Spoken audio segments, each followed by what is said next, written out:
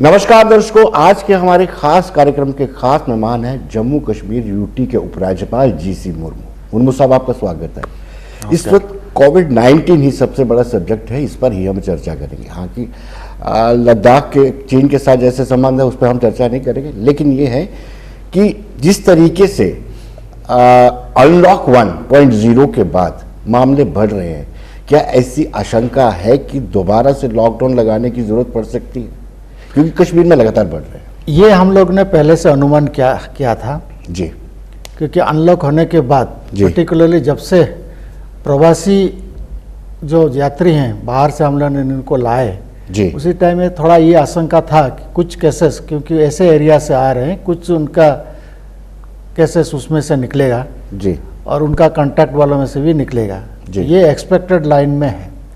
कुछ दिनों थोड़ा सा ज़्यादा केसेस हुआ था, उसके बाद अभी लगभग एक प्रकार का पैटर्न आ गया है जी, अभी हमारे यहाँ केसेस 22 दिन में डबल हो रहा है जी। और जैसे कि आपको मालूम है हमारे यहाँ पर मिलियन टेस्टिंग बहुत हाई है, और साथ साथ में हमारा जो एडमिनिस्ट्रेटिव क्वारंटाइन वगैरह में जो लोग हैं या बाहर से जो लोग आ रहे हैं, इनके ऊपर भी टेस्ट का हम लोगों ने थोड़ा सा खास नज़र रखा है, और जैसे जैसे सिचुएशन बदलता जाएगा उससे हम रिव्यू कर रहे हैं। आपने जैसे बताया अनलॉक 1 के बाद फिर से क्या इस तरह का माहौल आएगा, इसके लिए हम ये बताना चाहेंगे कि हम लोग ने पहले से जैसे जोन्स आइडेंटिफाई किए थे, ग्रीन, ऑरेंज और रेड जोन। कुछ जिला अभी रेड जोन में है जी, और उसके भी खास बात है कि कुछ हॉटस्पॉट्स है जी। हॉटस्पॉट्स में हम लोग ने थोड़ा सा लॉकडाउन और पेरीमीटर कंट्रोल का रखा हुआ है, क्योंकि वहाँ केसेस ज़्यादा है जी। बाकी जगह में धीरे धीरे हम लोग ने फुल टारगेटेड टेस्टिंग करके वहाँ से जितना जल्दी उसको मुक्त करें, ये हम करना कोशिश कर रहे हैं। जिसमें कोमॉर्बिडिटी है या इस तरह का वल्नरेबल ग्रुप है, एजेड ग्रुप है, कुछ बीमारी हैं, कुछ प्रेगनेंसी का इशूज है, इस तरह लोगों को हमने खास टारगेट किया है कि उनका जहाँ भी ऐसे आए तो उसका सैंपल लिया जाए और जल्दी से जल्दी टेस्ट पूरा किया जाए। हम लोगों ने एक ऐप लॉन्च किया था, हमने एक सर्वे भी कराया जी, जो स्वास्थ्य निधि के नाम से हाउस होल्ड पूरा, उसमें हम लोग ने एक डाटा तैयार किया हुआ है। उसमें से बुजुर्ग लोग कितने हैं और कहाँ कहाँ थोड़ा बहुत सिम्टोमेटिक कोई भी इन्फ्लुएंजा लाइक कुछ भी थोड़ा बहुत भी बीमारी या कुछ आ रहा है, टेम्परेचर वगैरह, उसका डेटा हमारे पास है, तो उनका ऊपर भी नज़र रखें। हेल्थ ऑडिट करवाया था आपने एक बहुत बड़े पैमाने पर, क्या उसके आउटकम्स निकले, कोई बेनिफिट मिला उसका? उसी का बेनिफिट मिल रहा है। हमको पता चलता है कि इसमें कितने लोग वल्नरेबल हो सकते हैं जी, क्योंकि उसमें से जैसे कि बताया एवरेज 2% जो है ना पॉपुलेशन में कुछ ना कुछ बीमारी है या कुछ ना कुछ छोटा मोटा दिक्कत है, जिनके ऊपर नज़र रखना चाहिए, उनका टेस्ट प्रायोरिटी किया जाए जी, ताकि फॉलोअप में इन लोगों को हम सेव कर सकते हैं। जी।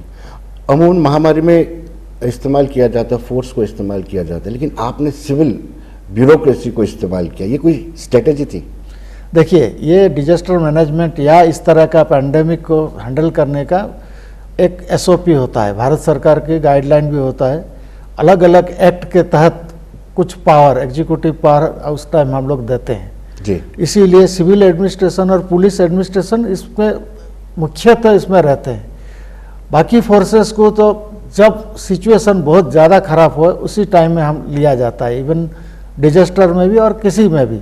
दे आर स्पेसिफिक उसका गाइडलाइन है कब उनको बुलाया जाए जी। लेकिन हम लोगों ने प्रिकॉशन के तौर पर थोड़ा आर्मी हॉस्पिटल वगैरह को भी एक्टिवेट किया था और उनके सहयोग से कुछ क्वारंटाइन सेंटर भी बना के रखे थे जी, इसीलिए क्योंकि हमको ये अंदाज था कि ये जिस तरह का बीमारी है एक दिन ये पीकिंग होगा जी, तो उसके लिए हमको कितना हॉस्पिटल फैसिलिटीज चाहिएगा, कितना इक्विपमेंट चाहिए और कितना क्वारंटाइन फैसिलिटी चाहिए, ये पहले से थोड़ा आकलन करके रखे थे। जी।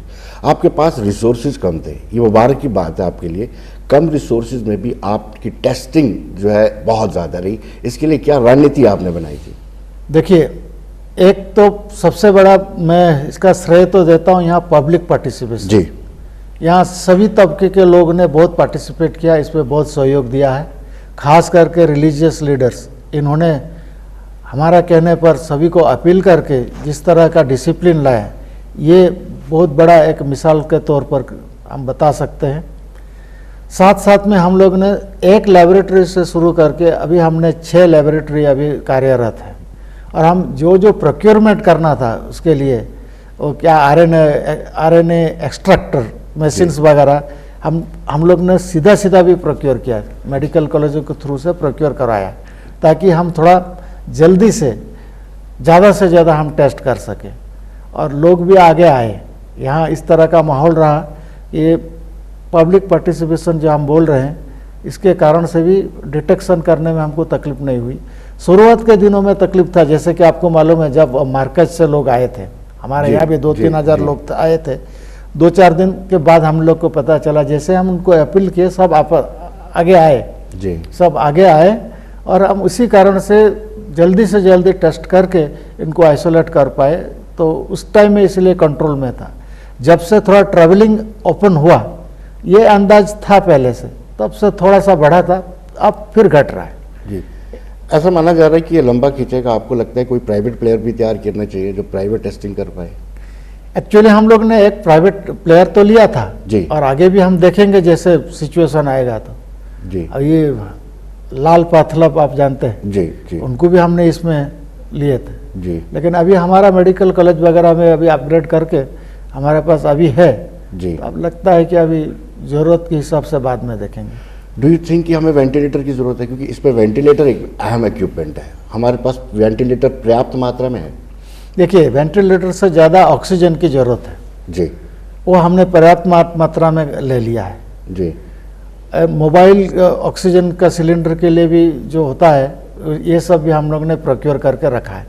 वेंटिलेटर भी ठीक है हमारे पास, इतना कम नहीं, क्योंकि वेंटिलेटर तक पेशेंट्स बहुत कम जाते हैं, जी, या ऑक्सीजन से ही काम चल जाता है। वेंटिलेटर तक जाने वाले बहुत ही कम हैं, अभी तक तो बहुत ही कम है। जी, तो इसीलिए लग रहा है कि हम कर सकते हैं। और दूसरी बात ये, पहले सारे इंपोर्ट होता था, जी, अब क्या हुआ है कि देश में ही बनने लगा है। जी, तो हमें इसे नहीं लग रहा है कि कोई दिक्कत होगी। बहुत सारे कंपनीज अभी है, बैंगलोर में, गुजरात में, दामन दीव में अब वेंटिलेटर बना रहे हैं। जी, किसी भी वक्त हम उसको लेके आ सकते हैं, जी। ये तकलीफ नहीं है। एलजी साहब, किस तरीके से हम हैंडल कर रहे हैं कि जितने केसेस लगातार बढ़ते हैं? अब देखिए कश्मीर में निरंतर बढ़ रहे हैं केस। कश्मीर में ऐसे केसेस क्यों बढ़ रहे हैं और हमारी क्या स्ट्रेटेजी है? क्या कश्मीर के लोगों ने अपनी ट्रैवल हिस्ट्री हाइड की है? उनके परिवार वालों ने भी उनको प्रोटेक्ट करने की कोशिश की है कि आप अपनी हिस्ट्री हाइड करें? नहीं, अभी मैं नहीं मानता हूँ कि किसी ने हाइड किया। जी, जो शुरुआत में बाहर से आए, विदेश से आए, या स्टूडेंट्स आए, या अभी थोड़ा सा जो काम करते हैं बाहर, प्रवासी जो हमारा भाइयों हैं, ये लोग जब आए, इनके साथ साथ जो है इनके कॉन्टैक्ट वाले जो है ना, यही लोग को हुआ है। इसके कारण से मोहल्लाओं में भी थोड़ा सा हुआ था। जी, तो यही सब बाहर आ रहा है। और आप जो बोल रहे हैं अभी हाई हो रहा है, एक्चुअली हुआ था मेरे ख्याल से 15 दिन पहले, एक वीक बहुत हाई गया। राइट। उसके बाद आप मैं बता रहा हूँ अब ये घट गया। अब एवरेज 150 के पास आया, उस पर 200 से ऊपर था जी, एक दिन तो 6 से पहुंच गया था। जी, बिल्कुल ठीक है, याद है। अब अभी 150, कभी कभी उससे भी कम हो रहा है, जी, 100 के आसपास, 120 आसपास हो रहा है। तो ये देख रहा है, हम कर रहे हैं। इसीलिए हमने बताया जो हॉटस्पॉट्स है, ये खुशी की बात ये है कि कश्मीर में बढ़ रहा है, लेकिन जिस गांव में होता है पॉपुलेशन बहुत कम है। जो रेड जोन है अफेक्टेड है, लगभग 2 या 3 लाख लोग ही हैं जी। ये बाकी राज्यों में जिस तरह बहुत ह्यूज पॉपुलेशन है, ऐसा नहीं है जी, ये छोटा पॉपुलेशन है। इसीलिए हम उनको टारगेटेड टेस्ट भी कर सकते हैं और उनके लिए फैसिलिटी भी बना सकते हैं। इसीलिए हमको ये नहीं लग रहा है। एलजी साहब, उस दिन आपको बुरा लगा होगा जिस दिन सिदड़ा में 2 लोगों की मौत होगी। बड़ा अनफॉर्चुनेट था वो। कोविड-19 पॉजिटिव डेड बॉडी को दाह संस्कार करने जा रहे थे और उनको धक्का भी लगाना पड़ा और उनकी डेथ भी होगी। बड़ा अनफॉर्चुनेट था। ये जैसे आपने बताया ये बहुत अनफॉर्चुनेट है। हमने हमारा तरफ से थोड़ा सा उनका दुख में भागीदारी होने के लिए थोड़ा सा जो एस ग्रेसिया दे सकते हैं वो भी किए, और बाकी आश्वासना भी हमने उनको दिया हुआ है। बात सही है कि इस तरह घटना अभी अलग अलग इन्फॉर्मेशन उसके बारे में आ रहा है, लेकिन हमने इसीलिए डिविजनल कमिश्नर के लेवल में इंक्वायरी एक बिठाया है जी। और इसमें हम जो भी उसमें आएगा फाइंडिंग, उसमें कड़े से कड़े उसको स्टेप लेंगे जी। क्योंकि ये थोड़ा सा मानवता के साथ साथ एडमिनिस्ट्रेटिव अगर मिस हैंडल हुआ है जी, ये हम लोग इसको डेफिनेटली उसके कार्यवाही करेंगे जी। क्वारंटीन सेंटर में अब तो इतना प्रेशर नहीं है, पहले बड़ा प्रेशर था और ह्यू एंड क्राई मचा रहता था और लोग कहते हैं कि वहाँ फैसिलिटीज़ नहीं है। अब भी अगर इन केस क्वारंटीन सेंटर्स पर प्रेशर पड़ता है तो फैसिलिटीज़ बेटर कैसे की जा सकती है? देखिए, क्वारंटाइन सेंटर हमारे पास काफ़ी जगह में है और लगभग एडमिनिस्ट्रेटिव क्वारंटाइन हमारा जो बेड है उसमें कुछ 45,000 करीब का बेड्स जी, हैं। जी। लेकिन अभी हम लोग क्वारंटाइन एडमिनिस्ट्रेटिव क्वारंटाइन में जितने लोग हैं ये 7-8 हज़ार लोग ही हैं जी, और अभी हम इसको भी रिव्यू कर रहे हैं। अभी ऑलरेडी हमने एक एडमिनिस्ट्रेशन को बोला हुआ है कि जिन लोगों का नेगेटिव आ रहा है उनको छोड़ दिया जाए, होम क्वारंटाइन में भेज दिया जाए। जी, ओनली पॉजिटिव हो रहे हैं तो ऐसे भी वो हॉस्पिटल जाएंगे। जी, उसके लिए एक क्वारंटाइन सेंटर में अगर 2 लोगों को पॉजिटिव मिला बाकी नेगेटिव है तो आप उनको वहाँ वेट मत कराइए कि 10 दिन 15 दिन 14 दिन का जो होता है वेट मत कराइए, उनको होम क्वारंटाइन में भेजिए। जी, ये डिस्ट्रिक्ट एडमिनिस्ट्रेशन अभी इसका रिव्यू कर रहे हैं। जी, मेरे को आशा है कि बहुत जल्दी उसका कुछ डिसीजन हो जाएगा ताकि हम एडमिनिस्ट्रेटिव क्वारंटाइन में बहुत लोगों को रखने को ना पड़े। जी। मुर्मू साहब, एक और चैलेंज आपके लिए है। जो लोग हमारे बाहर काम करते थे, श्रमिक या जो कुछ टेक्निकल हैंड लोग थे, बाहर कंपनियों में काम करते थे, अब वो वापस आ गए हैं, उनको कैसे अब्जॉर्ब किया जाएगा, उनको कैसे रोजगार दिया जाएगा? देखिए, ये एक हमारे लिए चैलेंज है। जी। फॉर्चुनेटली हमारे यहाँ से बहुत लोग बाहर नहीं थे। जी, जो आए करीब करीब 1.25 लाख लोग हमने बाहर से लाए हैं। जी, उसमें भी काफ़ी स्टूडेंट्स भी हैं। जी, स्टूडेंट्स तो आपस चले जाएंगे, जी, कुछ प्रोफेशनल से वो भी खुल रहा है तो वो भी चले जाएंगे। जी, हो सकता है जो मैनुअल लेबर करते हैं उनके लिए हमको कुछ करना पड़ेगा। जी, इसीलिए हमने सोच के रखा हुआ है, जैसे अभी हमारा मनरेगा का 18,000 से ज़्यादा काम चल रहा है और लगभग 1 लाख लोग उसमें काम कर रहे हैं। जी, इसी तरह हम यहाँ कंस्ट्रक्शन एक्टिविटी, बाकी सारे प्रोजेक्ट्स का एक्टिविटी चालू कर रहे हैं।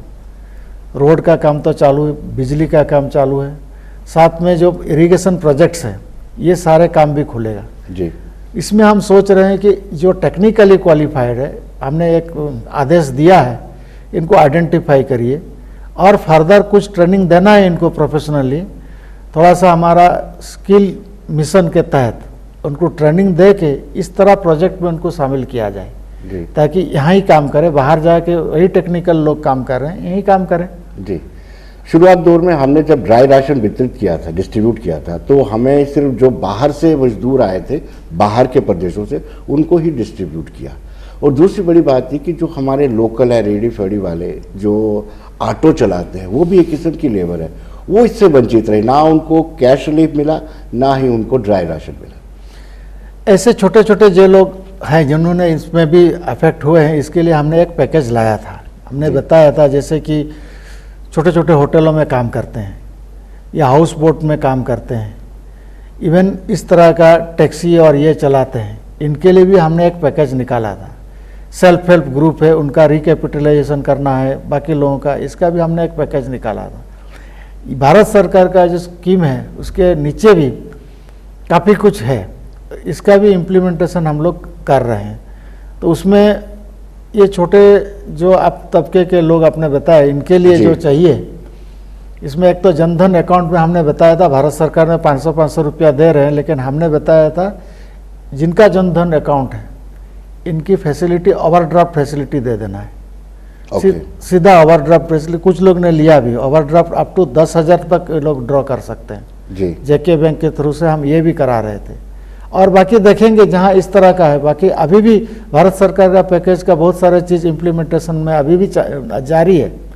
इसमें ये लोग कवर हो जाना चाहिए, जहाँ नहीं कवर होंगे डेफिनेटली हम उसका कुछ ना कुछ करेंगे। लेकिन दर्शक जानना चाहते हैं कि अभी तक राज्य सरकार ने कितने लोगों को कैश रिलीफ दिया, कितने अकाउंट थे हमारे पास, कितना देखिए पैसा? कैश रिलीफ ने अभी इमीडिएटली आपको मैं बता सकता हूँ, जो बिल्डिंग कंस्ट्रक्शन वर्कर जी। थे लगभग 1,60,000 उनको कैश रिलीफ दिए। जी बाकी जो हमने हाउस बोट और ये जो होटल वाला को दिया, इसका आंकड़ा अभी मेरे पास नहीं है जी। लेकिन हम सभी को शामिल करने के लिए पूरा पैकेज दिया हुआ है। जी आपने असरो 202 को हटाया, लोग बड़े खुश हैं, यूथ बहुत खुश है। और यूथ को किस तरीके से आप और अच्छा उनको उनके लिए करने वाले हैं? एक बहुत बड़ा जो यहाँ प्रॉब्लम है एडहॉक वाले जो है ना, कॉन्ट्रैक्चुअल लेबर, डेली वेज जो है ना, ये सारी समस्या है। इसके लिए हम कुछ सोच रहे हैं। जी इसमें हम लोकल सेल्फ गवर्नमेंट का सशक्तिकरण का अभी चल रहा है। हम बहुत सारे एक्टिविटीज़, मिनिस्ट्रीज का एक्टिविटीज़ जो होता है डिपार्टमेंट का, ये लोकल सेल्फ गवर्नमेंट को ट्रांसफ़र हो जाना चाहिए। जी पंचायत राज इंस्टीट्यूशन में कुछ हुआ है और कुछ नहीं हुआ है। इसी तरह अर्बन लोकल बॉडी में कुछ हुआ, कुछ नहीं हुआ है। उनके पास स्टाफ नहीं है। जी तो हम लोकल बॉडीज का एक कैडर बनाना चाहते हैं, जिस तरह का हम लोग का सिविल और पुलिस वाला कैडर है, सेक्रेटरीट का कैडर है, ये इंस्टीट्यूशन का कैडर बनेगा। जी तो उसमें आदमी चाहिए। जी उसमें इन लोगों को एडजस्ट करने के लिए हम कोशिश करेंगे। इसके लिए अभी हम तैयार कर रहे हैं, ताकि ये सारे लोग, क्योंकि जैसे आप पीएचई में बहुत लोग हैं, बहुत ज़्यादा है। और पानी पिलाने का काम उनका है। और पानी कहाँ पिलाते हैं? अर्बन एरिया में तो पिलाते ही है, उसके अलावा सब ग्राम पंचायत और गांव में करते हैं। जी एक्चुअली वो पंचायत का स्टाफ में, रेगुलर स्टाफ में आ जाना चाहिए। जी तो उसमें उनका रेगुलर उनका नौकरी हो जाएगी, रेगुलर उनका प्रमोशन का, उसका आरआर वगैरह हम लोग बनाएंगे, ताकि उसमें ऑब्जर्व हो जाएंगे सीधा। जी पूरा स्टेट में ऑब्जर्व हो जाएंगे, यूटी में ऑब्जर्व हो जाने के बाद तो फिर इनका दिक्कत नहीं होना चाहिए। तो ये हम एक तैयार कर रहे। हम ये कोविड के चक्कर में थोड़ा सा लेट हो गया था, जी अभी उसके लिए काम कर रहे हैं। इसके अलावा अभी तो सिर्फ 10,000 नौकरी के लिए एडवर्टाइजमेंट किया है, अभी और भी एडवर्टाइजमेंट आएगा, क्योंकि हमारा टारगेट है 20 से 25,000 जॉब क्रिएशन करना है। जी तो उसमें और इनके लिए भी हम थोड़ा रिलैक्सेशन रखें। ये रेगुलर रिक्रूट में भी इसमें जो इनका उम्र है, उनका उम्र हम रिलैक्सेशन करने के बाद जो आ सकते हैं इसमें भी आ जाएंगे, जो रह जाएंगे हम उनके लिए अलग कैडर का तैयार कर रहे हैं। शायद हम उनको कन्विंस नहीं कर पा रहे, उनको ये लगता है कि हमें इसी में अप्लाई करना है, वो सिर्फ हमें 5 साल की एज रिलैक्सेशन और 5 पॉइंट मिल रहे हैं। उनको मुझे लगता है सही एक ये विंडो है, ये पूरा विंडो नहीं है। यस यस ये क्योंकि जिन्होंने अभी, जिनका उम्र है अभी थोड़ा रिलैक्सेशन में इसमें आ सकते हैं, जी ये इनमें आ जाएंगे। जी जिनका उम्र अब नहीं है उनके लिए भी कुछ करना पड़ेगा। जी तो उसके लिए मैं ये हम सोचे। जी कश्मीर से बहुत ज़्यादा फ़ोन आते हैं कि एज घटा दी गई है, 40 से 37 कर दी गई है। मेरे ख्याल से तो हम लोग ने देखा था ऐसे कुछ नहीं है जी। कि एज, अपर एज रिलैक्सेशन के साथ हम लोग ने शायद 45 रखा है, जी क्योंकि उसके बाद लेना मतलब अब नौकरी कितनी बचेगी। जी बिल्कुल बिल्कुल तो इसीलिए हम लोग ने देखा है, आगे देखेंगे फिर। जी लेकिन डेली वेजेस को आप सीधा सीधा हमारे चैनल के माध्यम से संदेश दे दीजिए, क्योंकि वो बहुत ही निराश है। देखिए डेली वेजर्स का प्रॉब्लम है, उसमें बहुत प्रकार का प्रॉब्लम है, लेकिन इनका सभी मिला के लगभग 1 लाख ऊपर इस तरह का डेली वेजर्स है। जी इनको कैसे रिहेबिलिटेट किया जाएगा, परमानेंट कराया जाएगा, इसके लिए हम लोग कर रहे हैं काम। जी क्योंकि जो भी हम काम करेंगे वो परमानेंट काम होगा, जी कोई एडहॉक काम नहीं होगा। जी क्योंकि ऐसे अभी कुछ करके बाद में लटका के रखेंगे, ऐसा नहीं है। जो भी होगा पक्का होगा, जी ताकि ये इशू बार बार ना आए। जी पहले जो गवर्नर थे हमारे सत्यपाल मलिक, वो कहते थे कि 50,000 असामियाँ हमारे पास पड़ी हैं, अब आप 25 तक आ गए। देखिए एक साथ में आप जब करेंगे जी आपका हायरार्किकल मैनेजमेंट करना मुश्किल होगा। राइट एक साथ में आएंगे, एक साथ में रिटायर होंगे, फिर इतना वैक्यूम होगा। राइट उसको स्ट्रैगर करना पड़ता है, जी। ताकि एक उसका सक्सेशन का उसका बनाना पड़ता है। जी तो इसीलिए हम बोल रहे हैं क्योंकि इसमें अभी हमने पुलिस वालों का इसमें शामिल नहीं किया है, पुलिस का अलग से होगा, जी, तो हो सकता है 30-40 हज़ार हो जाए। राइट राइट राइट, ठीक है जी अभी हम सिविल का आपको बताएं। जी। ये प्रोसेस हम अमूमन देखते हैं और हम नौकरियों के लिए एडवर्टीजमेंट निकालते हैं, लेकिन प्रोसेस को एक्सपेडाइट नहीं करते हैं। देखिए, क्या इसके लिए आपने कुछ मैकेनिज्म अख्तियार किया है? देखिए, अब भारत सरकार का नियम के हिसाब से क्लास 3 क्लास 4 में इंटरव्यू नहीं है। राइट, ये सीधा OMR OCR बेस होता है, ऑब्जेक्टिव टाइप टेस्ट हो जाता है, उसका रिजल्ट निकलने में बहुत देर नहीं लगता है और जी। टोटल ट्रांसपेरेंस होता है, जी क्योंकि उसमें उसी तरह का मेथड से ये सब रिक्रूट होंगे। जी तो पहले क्लास 3 क्लास 4 तक का तो बिल्कुल बहुत क्विकली होता है। जी क्लास 2 एंड अबव के लिए इंटरव्यू आएगा, जी उसके लिए भी हमने अभी रिकॉन्स्टिट्यूट कर दिया है, जैसे सिविल सर्विस बोर्ड का हो गया, जी और इनको भी ये लोग भी इस तरह का ट्रांसपेरेंट मेथड अपनाने के लिए ये भी कर रहे हैं। जी तो हमारा मानना है कि बहुत क्विकली ये सब होगा।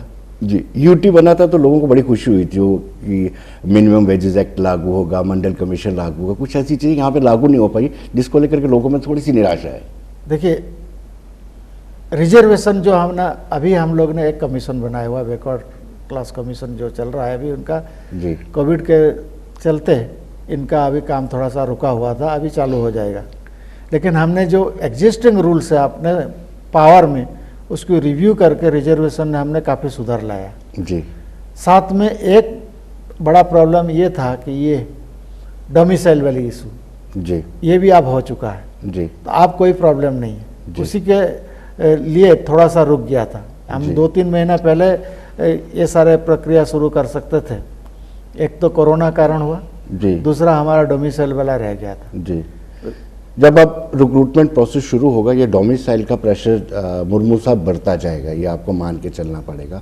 इसको कोई आसान बनाया जाए, या फिर जिनके पास ऑलरेडी स्टेट सब्जेक्ट है, क्या उनको स्टेट सब्जेक्ट? देखिए, इसमें हमने बहुत बार बोल चुके हैं, आपके माध्यम से मैं बताना चाहूँगा, जी। ये डोमिसाइल सर्टिफिकेट फॉर्म भरने या एप्लीकेशन करने की ज़रूरत नहीं है। जी। जब आप सिलेक्ट हो जाओगे, सिलेक्ट होने नौकरी में जाएंगे, उसी टाइम में जब सर्टिफिकेट आपका वेरीफाई होता है, उसी टाइम चाहिए। जी एक नंबर एक ही है। दूसरा नंबर ये, हम लोग ने अभी इनॉग्रेट कर दिया ऑनलाइन सभी डोमिसाइल सर्टिफिकेट, आप प्रिंट आउट खुद भी घर से कर सकते हैं। जी और जिनका PRC पहले था, ये ऑलमोस्ट ऑटोमेटिक है, PRC का अपलोड करना है और इसको डाउनलोड करना है, जी तो उनके लिए तकलीफ नहीं है। जी सिर्फ थोड़ा सा वेरिफिकेशन की जरूरत होगा, जो बाकी लोगों को जो दिया जाएगा, जिन्होंने पहले डिस्प्लेस पर्सन है, जो पहले वाल्मीकि भाई लोग बाहर से आए थे, जी, उनको बिल्कुल। पढ़े हैं, गोरखा या बात कुछ है। गोरखा लोग, जी। उनके लिए थोड़ा सा वेरिफिकेशन हो सकता है। जी लेकिन बाकी लोगों का बिल्कुल सिंपल है, जी जिनका पेरेंट्स के पास भी PRC है और छोटे बच्चे हैं, वो सीधा उसी को अपलोड करेंगे, वही अपलोड होकर निकल आएगा। जी जो भी 5-10 मिनट लगे कि आधा घंटा लगे, इतनी की बात है, जी इतना ही है, इतना सिंपल क्या हुआ है। जी। मुर्मू साहब, आपका वर्किंग स्टाइल बड़ा अच्छा है, हमें पता है, लेकिन कहीं ना कहीं जो पॉपुलर गवर्नमेंट होती है, उसके चलते आवाम और सरकार के बीच में ज़्यादा फासला नहीं रहता है। लेकिन जब पॉपुलर गवर्नमेंट नहीं रहती है, थोड़ा फासला बन जाता है। उस फासले को कम करने के लिए क्या किया जा सकता है? पहले एडवाइजर तो है आपके पास, देखिए, no doubt। पॉलिटिकल प्रोसेस तो चलना चाहिए, और ये डेमोक्रेसी में ये बहुत आवश्यकता इसका है, जी और ये होने वाला भी है। अब जैसे आप जानते हैं, डिलिमिटेशन कमीशन ऑलरेडी अपॉइंटमेंट हो चुका है, ये करेंगे, इलेक्शन प्रोसेस भी शुरू होगा।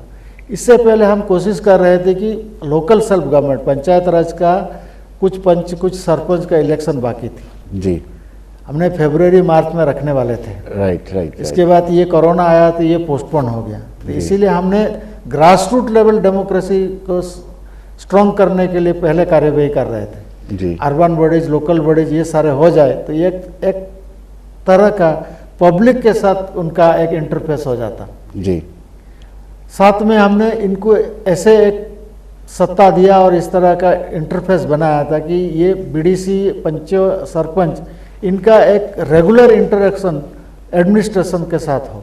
जी इसीलिए हमने मंथली मीटिंग सारे सरपंचों का, सारे BDC का, कलेक्टर या SDM के साथ रहने के लिए हमने करा था। जी। लेकिन अब कोरोना के चलते ये बीच में कुछ दिन चला, फिर बंद हो गया था, फिर हम लोग उसको शुरू कर रहे हैं। और इसी तरह अभी हम पब्लिक आउटरीच चालू रखने के लिए हम कोशिश कर रहे हैं। लेकिन एक इलेक्टेड विंग जो जरूरत है वो अभी पंच में तो है जी, या अर्बन बॉडी में है, बाकी लेजिस्लेचर लेवल में ये जरूरी है। जो इसका प्रक्रिया अभी शुरू हुआ है, इसका भी हो जाएगा। Back to village 1, back to village 2 दोनों ही बड़े सक्सेसफुल रहे थे। उसके बाद आपने जो पब्लिक दरबार लगाना शुरू किए थे, उसके भी आउटकम्स अच्छे आ रहे थे। अब जब हालात नॉर्मल्स हो जाएंगे, क्या उसके बाद इसको प्रोसेस को शुरू किया जाएगा? बिल्कुल। बिल्कुल। एक्चुअली जून में होता था, नवंबर में होता था, इस जून चला गया। लेकिन एक बार हम उसको जरूर करेंगे, क्योंकि ये एक बहुत बड़ा माध्यम था बैक टू विलेज वाला जी। उसमें पब्लिक पार्टिसिपेशन बहुत ज़्यादा था। सारे ऑफिसर छोटे से बड़े सब गांव में गए थे। अदरवाइज ब्यूरोक्रेसी गांव तक बहुत कम जाते हैं, तो एक दूसरों को मिलने का एक मौका मिला जी। गांव से क्या मांग है, क्या डिमांड है, ये भी वहीं से आया जी। कुछ लोगों को रास्ता चाहिए, कोई का स्कूल चाहिए, किसका मैदान चाहिए, किसके पानी की तकलीफ है, सारे वहीं आया जी। हजारों संख्या में आया। और उसके लिए हम लोग ने अलग से बजट रख के उसका काम चालू किया जी। उसमें काफ़ी जगह में काफ़ी अच्छा काम हुआ, 80-90% काम हुआ, कुछ जगह में कम काम हुआ जी। इसको हम लोग ने रिव्यू कर रहे हैं। अभी रिसेंटली हमने रिव्यू किया था जी। ये सारे काम जो पब्लिक से आया हुआ है, पंचों से आया हुआ है, इनका काम सीधा हो जाएगा।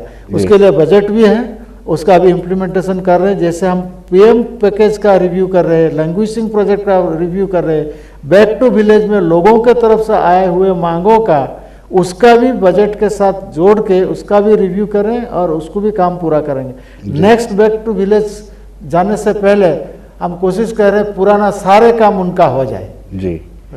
दरबार मूव को लेकर के कंफ्यूजन क्रिएट की जाती है, कुछ एम्प्लॉइज लीडर इसकी कंफ्यूजन क्रिएट करते हैं, सच्चाई क्या है? देखिए, दरबार मूव वर्षों से हो रहा है और होना भी चाहिए, क्योंकि हमको दोनों रीजन में जाके बैठ के काम करना होगा। इसीलिए हमने सिंबॉलिकली मई में ही जाके दरबार मूव कर लिया जी। क्योंकि कोरोना दोनों जगह में है जी। इसीलिए हमने थोड़ा इस बार थोड़ा इंजीनियरिंग किया हुआ है, थोड़ा सा हम डिवीजन किए हैं जी। एक मेजोरिटी सेक्शन वहाँ चले जाएंगे, एक सेक्शन इधर रहेंगे, कुछ सेक्रेटरीज भी यहाँ रहेंगे, आते जाते रहेंगे, हम लोग भी आते जाते रहेंगे, लेकिन दोनों जगह मैनेजमेंट करने की ज़रूरत रहेगा क्योंकि यहाँ भी कोरोना का 2-3 जिले में अभी भी है। तो अमूमन सच्चाई है मुर्मू साहब कि जब बड़ी गर्मी होती है, यहाँ पे पावर का क्राइसिस रहता है, तो सरकार पूरी की पूरी कश्मीर में रहती है। जब कश्मीर में बर्फबारी होती है, पूरी पावर स्नैप होती है, तो सब के सब ऑफिसर्स जम्मू में होते हैं। देखिए, ये एक अरेंजमेंट ऐसे ही बहुत सारे जगह में अन्य राज्यों में भी था। जैसे अंग्रेज के टाइम में समर कैपिटल, ये कैपिटल है, बिहार का रांची में था, महाराष्ट्र का नागपुर में होता था जी। इस तरह का सब होता था। यहाँ भी ऐसे अरेंजमेंट है, लेकिन आप मॉडर्न जमाना में इस तरह नहीं होना चाहिए। बिजली की थोड़ा सा दिक्कत है जी। इसके हमको अपग्रेड करने के लिए काम कर रहे हैं जी। हाई टेंशन लाइन, लो टेंशन लाइन के लिए हम लोग ने ऑलरेडी आइडेंटिफाई किया था। लो टेंशन लाइन के लिए कुछ 1200 करोड़ की जरूरत थी जी। हमने उसका काम चालू किया, खास करके वैली में चालू है, अभी यहाँ भी है, सब स्टेशन आ रहा है, लाइंस भी खींचा जा रहा है जी। पावर जो होता है, पावर अभी कमी कहीं भी नहीं है। ओनली थिंग हमारा ट्रांसमिशन लाइन की कमी है या ट्रांसफार्मर का कहीं कहीं दिक्कत है, इसके लिए भी हम प्रोक्योरमेंट चालू किए। इसीलिए आगे आने वाले दिनों में इस तरह प्रॉब्लम नहीं होना चाहिए, समर आए या विंटर आए। जी। आखिरी सवाल आपसे, सबको रिहा कर दिया, महबूबा को कब रिहा कर रहे हैं? देखिए, ये पीएसए में एक प्रक्रिया होता है, इसका एक टीम है, उसका एक कमेटी है, इन्होंने case to case merit wise इसका रिव्यू करते हैं। ऐसे भी कोर्ट में भी इसका मॉनिटरिंग होता है। राइट। तो उसके तरह जब जब उसका आएगा तो करेंगे। जी। मुर्मू साहब, आप हमारे कार्यक्रम में, आपका बहुत बहुत शुक्रिया। Thank you very much. Thank you.